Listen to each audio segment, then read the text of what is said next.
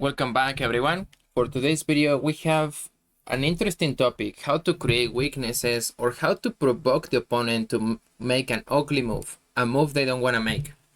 But sometimes they have to make it because the position requires to.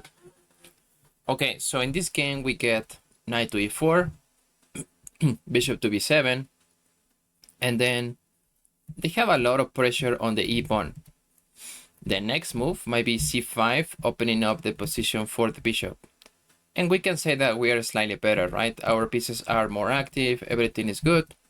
But how do we make progress in this position? We have an interesting move, queen to h5. And if you look at it, it doesn't look like it's doing much. We're kind of targeting this pawn, but there is no good coordination of our pieces. However, it still makes the opponent push the pawn, g6. And now we're happy because they have permanently created a weakness on the dark squares. So later we can get a move like knight f6 and bishop h6. So our position is coming alive with just one move, g6. Perfect, so we can go back with the queen. The computer doesn't like queen e2. It's not the best move. The best move was to put the queen on f3. But that to me requires more calculation, right? Let's say they push c5. And then we might have something like this. These are like computer moves: bishop to h6, queen takes the pawn, we get rid of the rook, they take back. Okay, it requires calculation here. That's not what happened in the game. Queen to e2 happened in the game. Now c5. Okay, we can get rid of the knight. Bishop takes back, he takes on f6, and see, this is going to be permanently there. Okay, e5. And here we have a brilliancy. The continuation is not important, but bishop takes on e5. We don't need this bishop anymore, as we have this permanent weakness, right? So yeah, once the knight takes, we can get rid of the bishop. And the best move is just to take. But black doesn't like the continuation. We can just take back the knight. Instead, they just move the rook. They move the rook. Okay, the game continues. We keep the bishop on the board.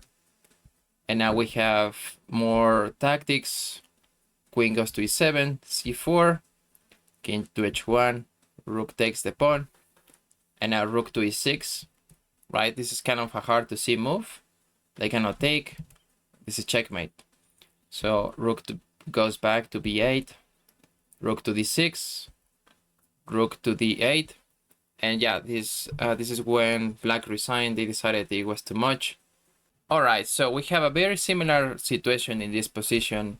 h4, we get knight to a6, knight to g5, and then knight to c7. Perfect. Feel free to pause the video. What move would you make to create a weakness on the enemy's territory?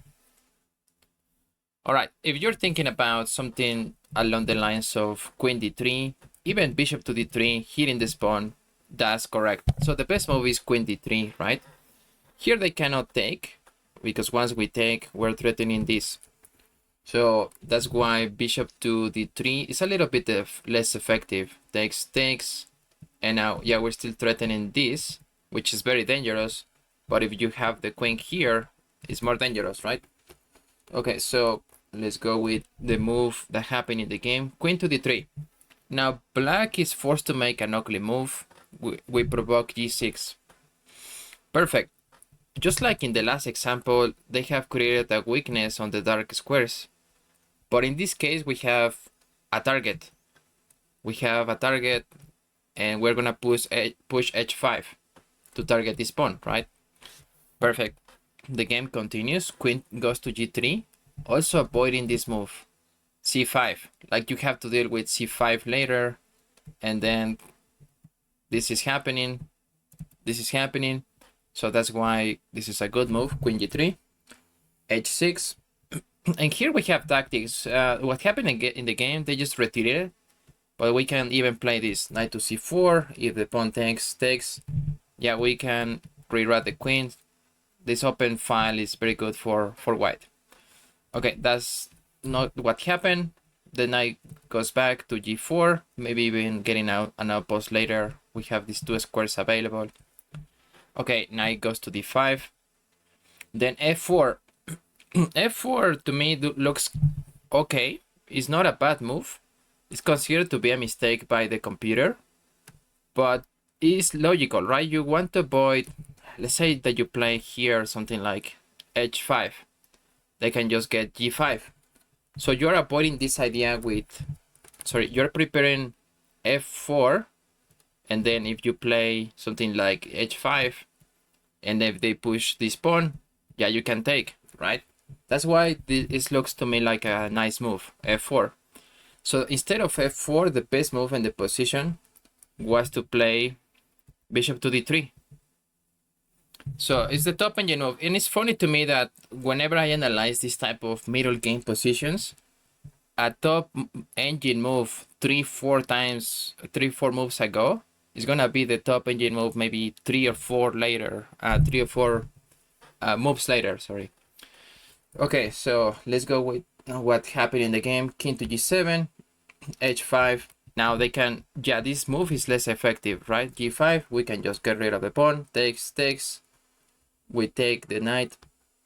We take the bishop, and now we're gonna enter the endgame, where this pawn is going to be a headache for the rest of the game. So rook to c1, we trade rooks. We have a slightly better position just because of this pawn. And later we're gonna get the g pawn into the game as well. And then black resigned a few moves later. It wasn't that fast. Okay, here, that's when black resigned. Let's see this example where black gets little to no space to play. So knight takes on d6. We get the knights off the board. Okay, queen goes to d2 and bishop to f8. If we want to increase, we have a ton of pressure on this square, right? And let's say we want to increase the pressure with rook to b3. Black has enough time to accommodate their pieces. We can go here, here, and they're holding on to everything, right? So, yeah, it's not super clear now which is our plan. We have something better in this position. After bishop to f8, how do you provoke the opponent to make an ugly move? We have the bishop pair. We can use it. Bishop to g4. Yeah, we're hitting the rook. Where do you put this rook? So they have to make this ugly move. f5. Perfect. It's weakening all of this square. Like, this is terrible. So we're gonna use this. Queen gives a check on d5. King has to move. Bishop to f3. And now we're threatening to win a piece. So h6. Making a space for the king to escape. Queen to e6 is not the best move in the position. It's still winning. We can just give a check here. And the continuation is we can get rid of the bishop. Once this happens, we don't even have to take here. We can pin the knight, pin the rook, and threatening to win the knight. So if they offer the threat of queens, we just win the knight. Alright. It's still winning.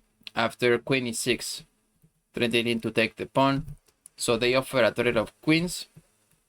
And they also protect the pawn. A smart defense. We get rid of the knight.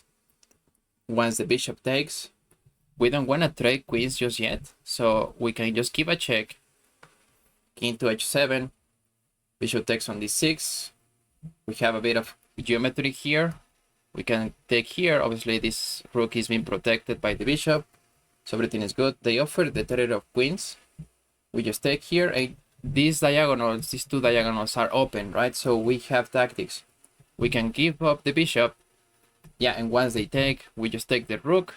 And now black resign on the spot. This is resignable for black anyway, with the 2 pieces on the board. Okay, this is one of mine, but it was inspired by these examples I showed you before. So I castle h3. Okay, I have to retreat, move the bishop. Bishop goes to h5. Now queen goes to b1, which is a dubious move to me, but okay, I guess it's playable. Now bishop to g6, hitting the queen. And now queen to c1. They go back. Okay, rook to c8. And I'm threatening, if they ever move, let's say they move here, yeah, I'm threatening to win this pawn. They cannot take, right? Because the queen is pinned. Okay, so just a little trick there. Queen to d1. Bishop to h5. So I cannot repeated moves. My bishop was here before, remember?